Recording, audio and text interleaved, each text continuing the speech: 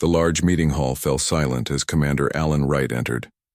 He walked with the confident stride of a military man, his blue uniform standing out among the colorful robes and exoskeletons of the alien representatives. 27 different species filled the room, all members of the Galactic Coalition. Humans were the newest members, having joined only 15 years ago in 2263. Alan took his seat at the far end of the U-shaped table. The spot assigned to humanity was the furthest from the center, a clear message about their status in the coalition. Lieutenant Donna Martinez sat beside him, her face neutral despite the obvious slight. The emergency session will now begin.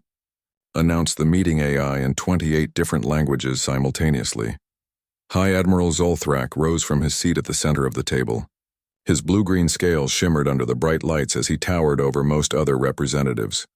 The Viridian commander had led the coalition fleet for over a century, his species-long lifespan giving him experience that humans could only dream of.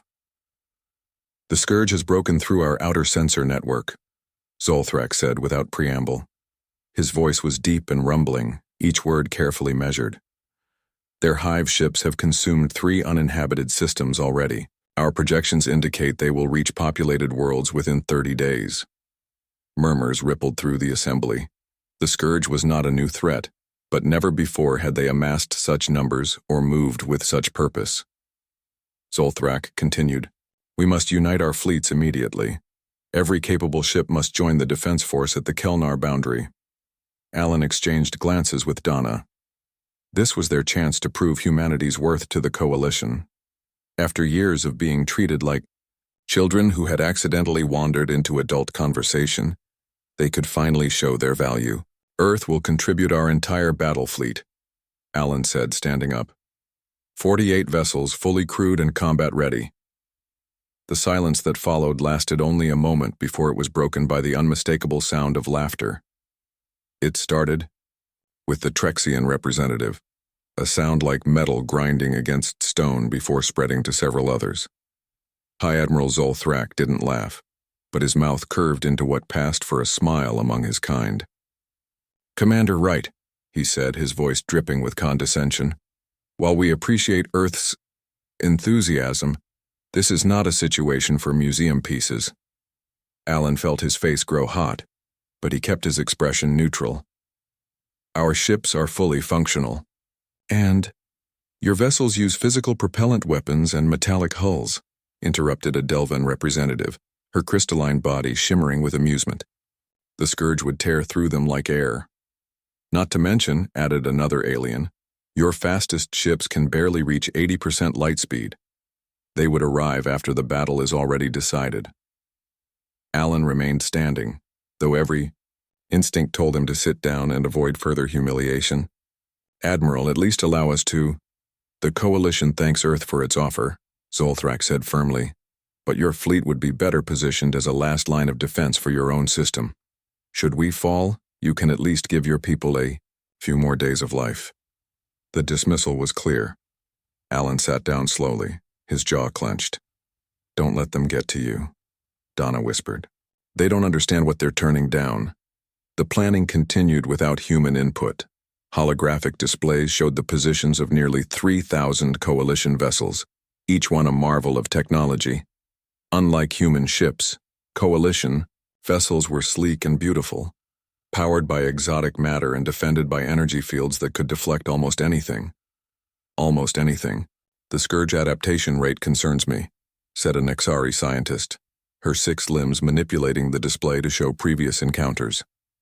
"In the Polaris engagement, they developed countermeasures to our phase cannons within 3 hours of first exposure."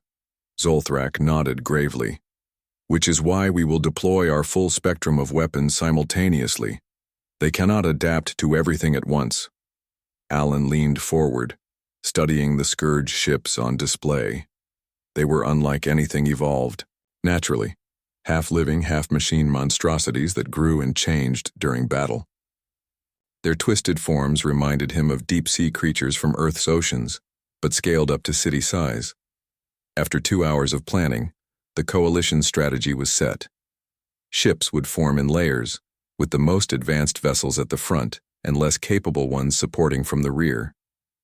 The formation would funnel the Scourge into a killing zone where concentrated fire could overwhelm their adaptation abilities. Nowhere in the plan was there a place for Earth's fleet. As the meeting concluded, Alan's communication device buzzed. A message from Earth Command flashed across the screen. Deploy regardless, position at Sector 7, Grid 19, Coalition flank. Alan showed the message to Donna, who raised an eyebrow. They want us to go where the fighting will be heaviest? They want us where we'll be needed most, Alan corrected her. When the Coalition's energy weapons fail, we'll be in position. They left the meeting hall without speaking to the other representatives. There was nothing more to say. Actions would speak louder than words. Captain Patricia Nelson stood on the bridge of the Dauntless, Earth's largest battleship. At nearly 2 kilometers long, it was a behemoth by human standards but considered mid-sized by Coalition measurements. Unlike the smooth, almost artistic designs of alien vessels, the Dauntless was blocky and functional, with thick armor plating and visible weapon systems protruding from its hull. "Status report," she called out, watching as her crew prepared for departure. "All systems green, Captain," responded her first officer. "Railgun capacitors at full charge. Missile bays loaded. Point defense network online." Patricia nodded, satisfied. The Dauntless might not be pretty, but it was built to take punishment and dish out even more. "Message from command," called out her communications officer. "We're to join the fleet at the edge of the Kelnar boundary. Commander Wright will coordinate from the Roosevelt." Acknowledged. "Inform engineering to prepare for jump."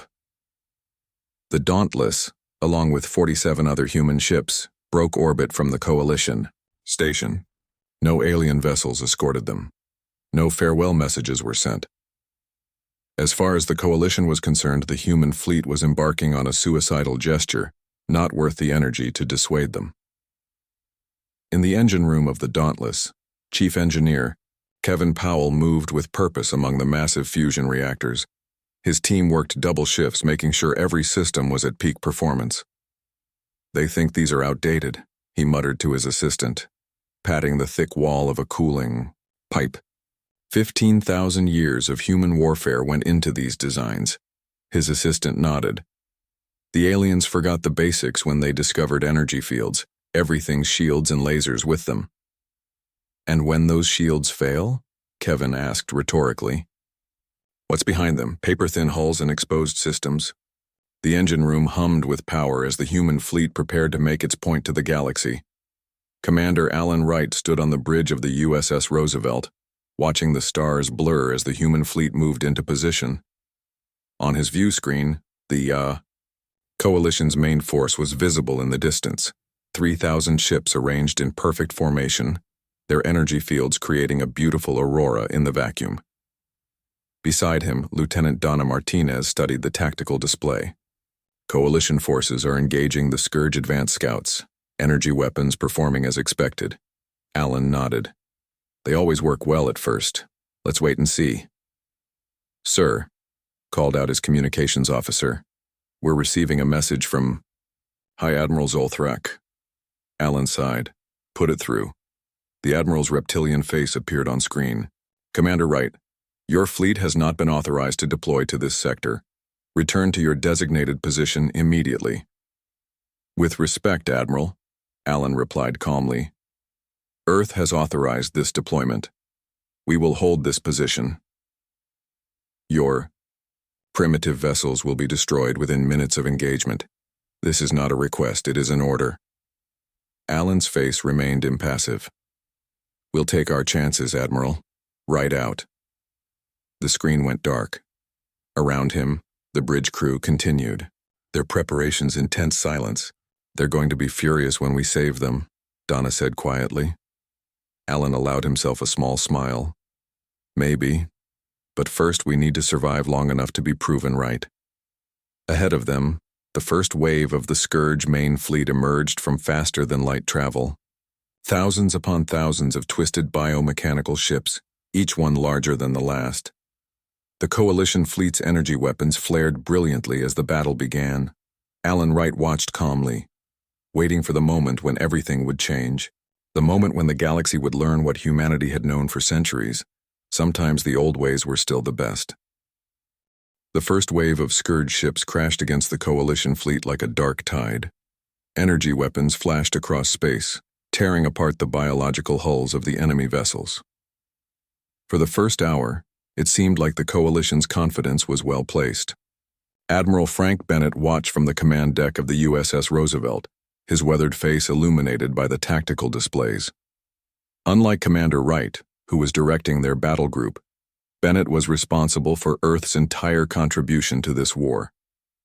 "They're doing well," observed Communications Officer Lisa Miller, her eyes fixed on the data streams flowing across her screen. "Coalition energy weapons are cutting through the Scourge ships." Bennett nodded but said nothing. 30 years in. Space combat had taught him that early success often meant little. He continued watching as the Coalition's advanced vessels moved with perfect coordination, their energy shields glowing as they deflected the occasional return fire from the Scourge. "Sir," called out a sensor officer, "I'm picking up changes in the Scourge biosignatures. Their hull composition is shifting." Bennett leaned forward. "Show me." The main screen zoomed in on a damaged Scourge vessel. Before their eyes, the torn flesh and metal of the ship was growing and changing. What had been soft tissue was hardening, developing a crystalline structure that reflected the Coalition's energy beams. "They're adapting," Bennett said quietly, "just as we expected." On the communication channels, the confident chatter of Coalition commanders began to shift toward concern. Their weapons, which had been so effective minutes ago, were now barely scratching the Scourge ships. "Coalition vessels are increasing power to their energy weapons," reported Miller. "They're trying to overcome the Scourge adaptations with brute force." Bennett shook his head. "It won't work. The more energy they pour into those ships, the faster they'll adapt." The tactical display told the story.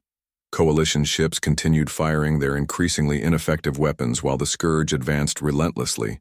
Then, without warning, a Scourge vessel changed its attack pattern. Instead of the energy-based weapons it had been using, it launched what looked like globs of living tissue toward a Coalition cruiser. "What are those?" asked Miller. The answer came seconds later as the biological projectiles splashed against the Coalition ship's energy shields. At first, nothing happened. Then, the shield began to flicker and fail as the biological material ate through the energy field like acid through paper. "They've developed a counter to the shields," Bennett said grimly. "And I bet those Coalition ships have nothing but thin hulls beneath them." He was right. Once the shields failed, the Scourge tore through the Coalition vessel with frightening ease. The beautiful, sleek designs that made alien ships look so advanced also made them incredibly vulnerable once their primary defenses were bypassed. "Coalition command ship is sending an emergency broadcast," Miller reported. They're ordering a retreat." Bennett stood up straight. "This is it. Send to all Earth vessels. Prepare to engage on my mark." On the bridge of the Dauntless, Captain Patricia Nelson received the order with grim satisfaction. She had been watching the Coalition's high-tech approach fall apart just as Earth's military strategists had predicted. "All hands to battle stations," she commanded. "Prepare main railguns, load tungsten penetrators in tubes 1 through 6, conventional warheads in 7 through 12. Her crew moved with practiced efficiency, each person knowing their role perfectly. Unlike Coalition ships, where AI systems handled most functions, human vessels relied on trained crew members working together. It was slower and less elegant, but far more adaptable. "Coalition ships are in full retreat," called out her tactical officer. "Scourge forces are pursuing. Wait, they're splitting formation. A group of approximately 300 Scourge vessels is heading directly toward our position." Patricia smiled thinly.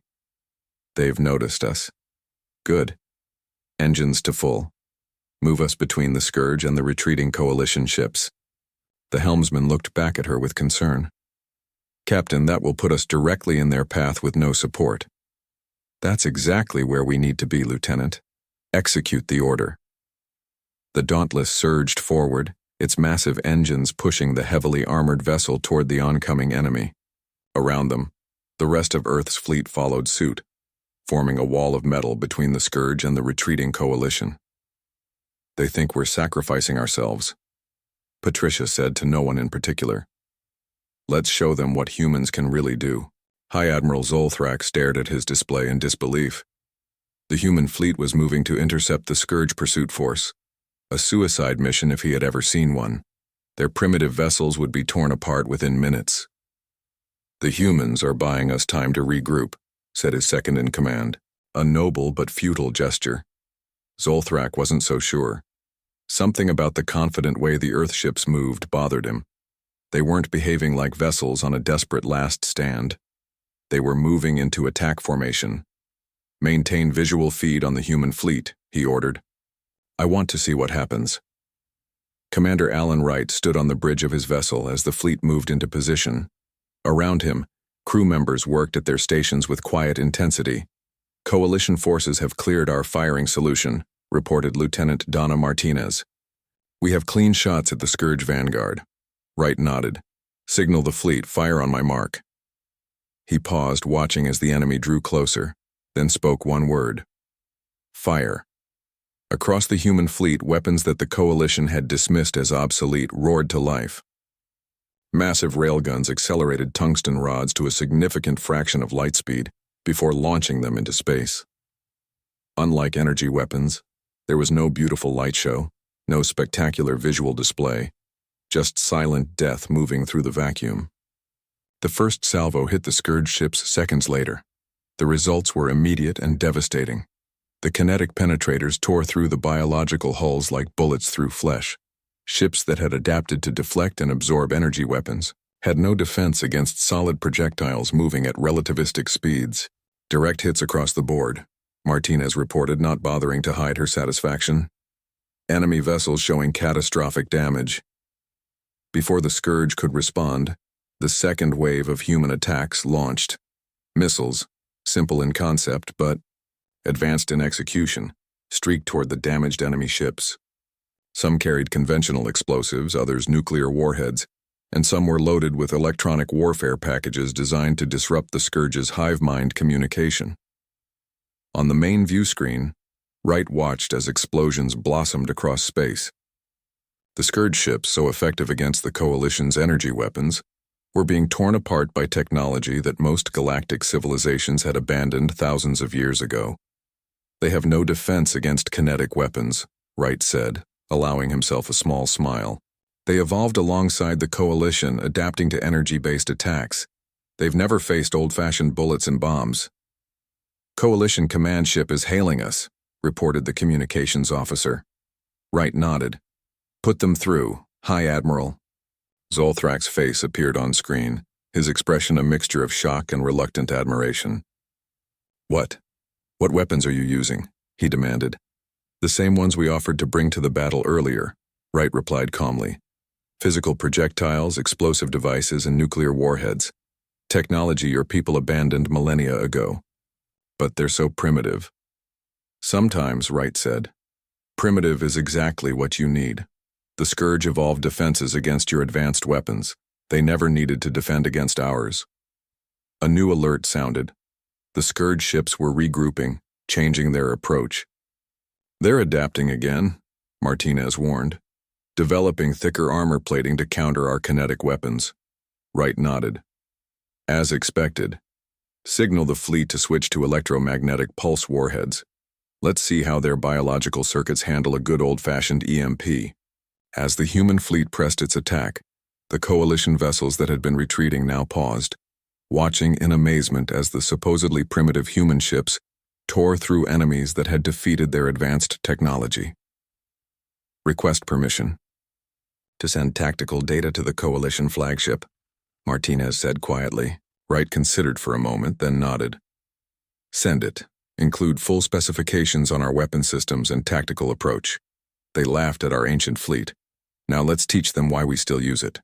3 days after the initial engagement, the human fleet had become the center of the Coalition's defense strategy. Ships that had been mocked as obsolete were now leading the fight against the Scourge, with alien vessels providing support rather than taking the lead. On the bridge of the Dauntless, Captain Patricia Nelson studied the tactical display with tired eyes. She had slept only 6 hours in the past 3 days, catching short naps between scourge attacks. The enemy was adapting to human weapons now, developing thicker armor plating that could withstand some kinetic impacts. "Status report," she called, out, straightening her uniform jacket. "Railguns at 80% capacity," replied Tactical Officer Joe Harrison. "We're down to 64% of our tungsten penetrators, nuclear ordnance still at acceptable levels." Patricia nodded. "And the Scourge?" "They've adapted their outer hulls to withstand standard penetrators," Harrison said, "but they haven't found a way to counter our nuclear detonations yet. The EMP effects are still disrupting their neural networks." "And our losses?" Harrison's face darkened. 8 ships destroyed, 15 with heavy damage. The Roosevelt took a bad hit to their engine section, but they're still operational. It wasn't good news, but it was better than expected. The human fleet had been fighting against hundreds of Scourge vessels, drawing them away from the regrouping coalition forces. A communication alert sounded. "Captain, we have an incoming transmission from the coalition flagship," reported the communications officer. "Put it through," Patricia ordered. The main screen lit up to show High Admiral Zolthrak. The Viridian commander looked less arrogant than he had at the council meeting. His scales were dull, and his eyes showed what Patricia recognized as exhaustion, even in an alien face.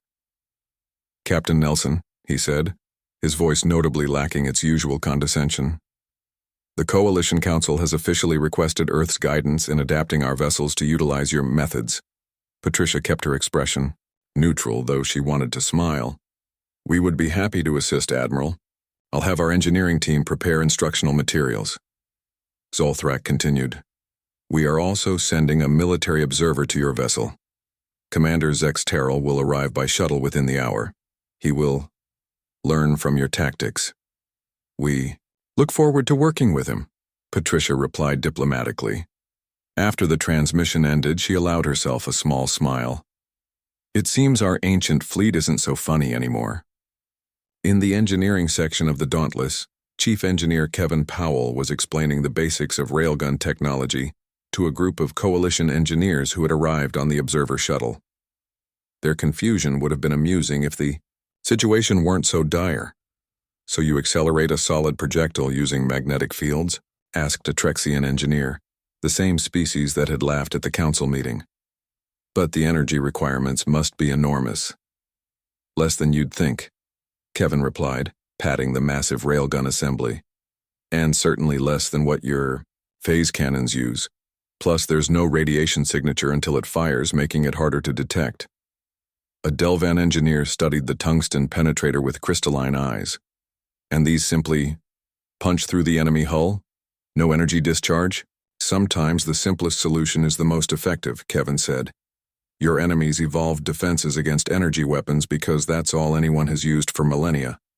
They never needed to defend against good old-fashioned kinetic impacts." The aliens exchanged glances, clearly struggling with the concept that their advanced technology had been outperformed by what they considered primitive weapons. "Could we adapt our vessels to carry such weapons?" the Trexian asked finally. Kevin smiled. "That's exactly why you're here. We're going to teach you how to build weapons that your ancestors abandoned before my species even left our planet." Meanwhile, in one of the Dauntless's secure briefing rooms, Science Officer Victor Gardner was sharing his findings with Commander Zexa Terral, the Coalition observer. Gardner was a thin man with glasses, unusual in an age of corrective surgery, but he preferred the old-fashioned look. "The Scourge neural network operates on principles similar to your own ship's communication systems," Gardner explained, pointing to the display showing captured Scourge tissue samples. "They're vulnerable to electromagnetic pulses in ways that human electronics aren't." "Why is that?" asked Zex Terral. The alien was tall and slender, with 4 arms and pale blue skin covered in geometric patterns. "Our ships are hardened against EMP effects," Gardner explained. "It's a defensive measure we developed during our own wars long before we reached space. Coalition ships never needed such protection because energy shields were so effective against everything else." Zexa Terral looked troubled. We have become too dependent on a single defensive technology. Exactly. Humans have a saying. Don't put all your eggs in one basket. Your people focused entirely on energy shields and abandoned physical armor. When the shields failed, you had no backup. The alien studied the human for a long moment. My leaders believed your species was technologically inferior, but I begin to think we were measuring the wrong things. Gardner smiled. Not inferior, just different. We took a different path. On the hangar deck, Commander Sophia Wilson was briefing her squad of Space Marines. Unlike the clean, automated warfare preferred by coalition species, humans still believed in boots on the ground, or in this case, boots on the enemy ship. The Scourge vessels have 3 vulnerable points, she explained to her team, pointing to a holographic display of a captured Scourge ship. The central neural cluster, the propulsion vents, and the sensory arrays. Our job is to board their command vessel and plant EMP charges at these locations. A Marine raised his hand. Commander, how do we get past their internal defenses? That's where our coalition friends come in, Sophia replied, nodding to a group of alien soldiers standing nervously at the edge of the briefing area.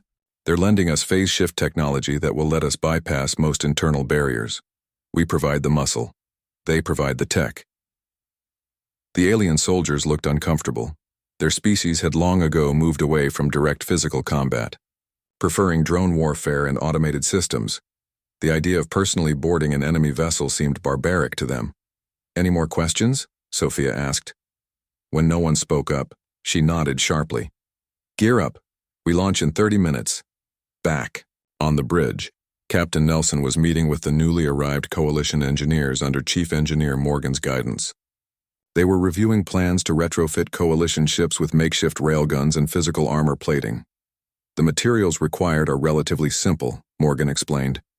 The challenge will be adapting your power systems to handle the electrical surge when the railguns fire. Our ships were not designed for such weapons, said a coalition engineer, studying the plans with a doubtful expression. That's why we're keeping it simple, Morgan replied.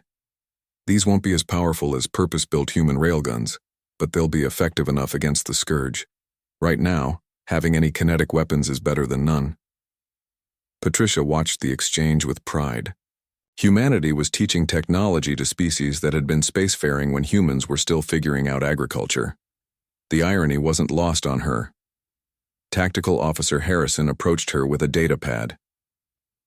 Captain, I've been working with Coalition, weapons specialists on a combined approach. He showed her the schematics. We use their energy weapons to overload Scourge shields, creating weak points for our kinetic strikes. Patricia studied the plans, nodding slowly. The best of both worlds. Get this to Commander Wright immediately. I want it implemented fleet-wide. As Harrison hurried away, Patricia turned to look out the viewport at the stars beyond. The Scourge was still out there, still adapting. But now humanity had shown the coalition that sometimes old ways were still valuable. Together, perhaps they stood a chance. Captain, called out her communications officer. Commander Wright is signaling. The Scourge main fleet is regrouping. Intelligence suggests they're preparing for a major push toward Proxima Colony. Patricia's expression hardened. Signal all ships. Battle stations. The ancient fleet that had been laughed at was about to face its greatest test, but this time they wouldn't face it alone. The space above Proxima Colony blazed with weapons fire. 2 months after the initial engagement, the combined human coalition fleet faced the largest Scourge force yet seen. 3 million colonists from various species waited on the planet below. Evacuation ships ready but with nowhere safe to go. This was the final stand. On the bridge of the Dauntless, Captain Patricia Nelson surveyed the battle with grim determination. Her ship bore the scars of dozens of engagements, hull plating replaced with mismatched sections, internal systems running on backup power, crew exhausted but determined. Scourge flagship detected, reported Tactical Officer Harrison.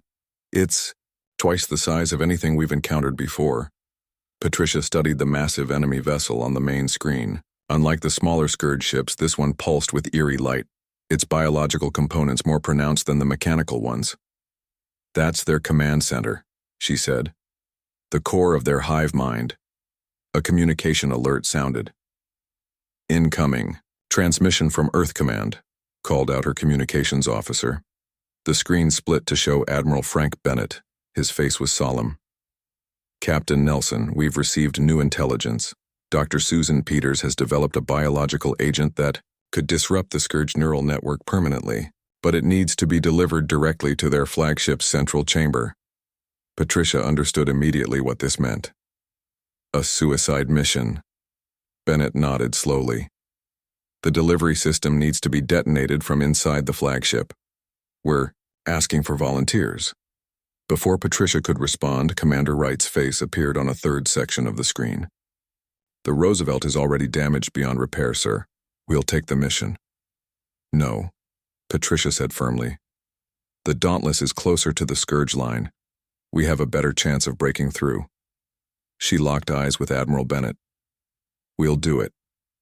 After a moment of silence, Bennett nodded. A shuttle with Dr. Peters' weapon will dock with you in 20 minutes. Godspeed, Captain. When the transmission ended, Patricia turned to her bridge crew. I need volunteers only. Anyone who wants to transfer to another vessel has my permission. Not. A single crew member moved. Harrison smiled grimly. Looks like we're all with you, Captain. Patricia felt a surge of pride. Then let's make this count.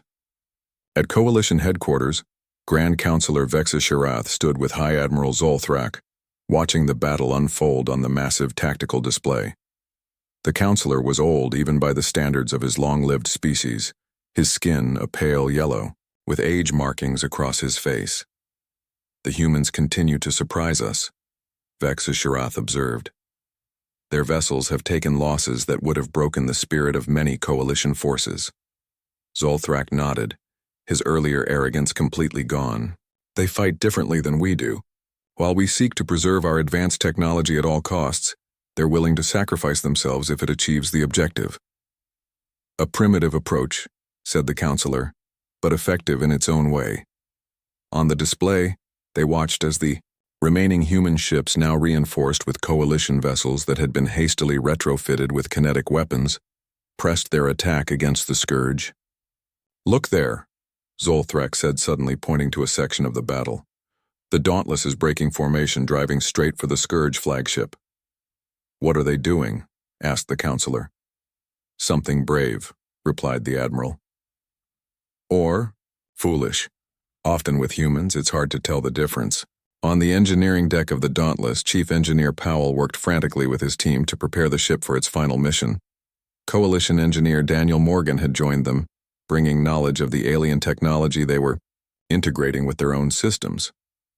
The biological weapon needs to be at the center of their neural network to be effective, Morgan explained, checking the device they had received from Dr. Peters. The casing will protect it until detonation. Powell nodded, wiping sweat from his forehead. And we need to punch through how many layers of their hull to reach it? At least 7, Morgan replied. Even with our combined technology, it won't be easy. Nothing worth doing ever is, Powell said, patting the engineer on the shoulder. Let's get this done.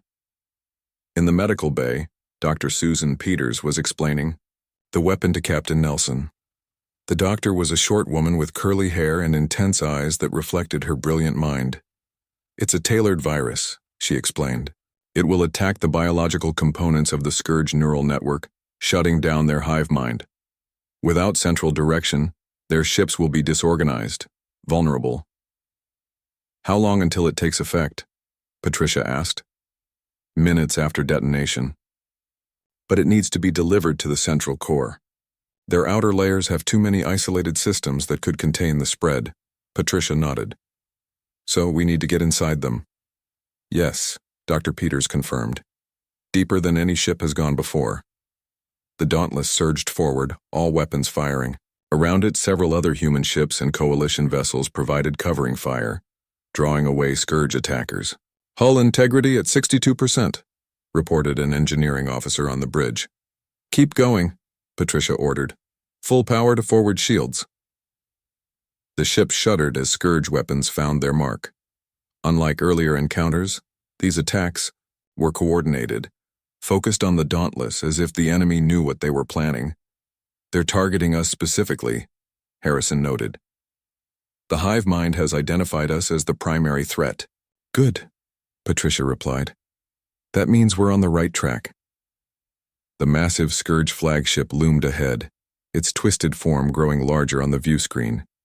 It was firing constantly now, beams of energy and biological projectiles lashing out at the approaching human vessel. "Prepare the main railgun," Patricia ordered. "Load the penetrator equipped with Dr. Peters' device." "Ready, Captain," Harrison confirmed. Patricia took a deep breath. "Fire." The ship shook as the massive railgun discharged, sending the special penetrator hurtling toward the Scourge flagship. It struck with incredible force, punching through the outer layers of the biological hull. "Direct hit," Harrison called out. "Penetration to layer 3, but it stopped short of the core." Patricia gripped the arms of her command chair. "Take us in closer. We need to deliver the weapon directly." The helmsman looked back at her with wide eyes but followed the order. The Dauntless pushed forward, taking more damage with every passing second. "Hull breaches on decks 5 through 9, reported the damage control officer. "Emergency bulkheads holding." "Distance to target?" Patricia asked. 800 meters, replied the helmsman. 700, 600. "Prepare for impact," Patricia ordered. "All hands brace." The Dauntless slammed into the Scourge flagship, its reinforced bow piercing deep into the alien vessel. Metal screamed against the biological material of the Scourge ship as the two craft became entangled. "We're in," Harrison reported, his voice tight. 5 layers deep. The core is just ahead." Patricia stood up. "Launch the boarding party and begin evacuation procedures for non-essential personnel." "Captain?" Harrison looked up in surprise. "We're going to deliver that weapon to the core," she explained, "and we'll detonate it manually if necessary. But there's no reason the entire crew needs to go down with the ship." From the Coalition command ship, Zolthrak watched in awe as the Dauntless drove itself into the heart of the Scourge flagship.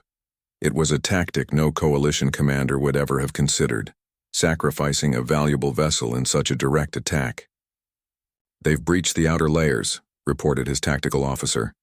"Human life pods are launching from the rear sections of their vessel." Zolthrak nodded. "Direct our ships to cover those pods. Ensure they reach safety." On the screen, the entangled vessels hung in space, energy discharges flickering around them as the Scourge tried to dislodge the human ship. "Sir," called out his communications officer, "we're receiving a transmission from inside the Scourge vessel. It's Captain Nelson." "Put it through," Zolthrak ordered. Patricia's face appeared, the image breaking up with static. Behind her, fires burned and emergency lights flashed. "Admiral, we've reached the neural core. Dr. Peters' weapon is armed. You have 4 minutes to get your ships to safe distance." "Captain," Zolthrak began, then paused, searching for the right words. "Your sacrifice will not be forgotten." Patricia smiled. "Just make sure it counts, Admiral. Nelson out." The transmission ended. Zolthrak immediately began issuing orders for all ships to fall back to a safe distance. 4 minutes later, a blinding flash erupted from the Scourge flagship. When it faded, both the alien vessel and the Dauntless were gone. But throughout the battlefield, the effect was immediate. The Scourge ships, cut off from their central intelligence, began moving erratically, their coordinated attacks faltering. "They're vulnerable," Zolthrak realized. "All ships, press the attack." The remaining human and Coalition vessels surged forward, their combined weapons tearing through the now disorganized Scourge fleet.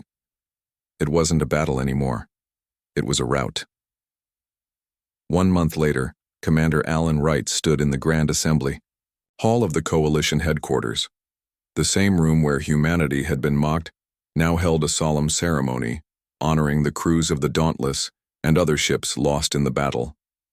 President Clara Foster of Earth stood beside Grand Counselor Vexa Shirath as they unveiled a memorial plaque.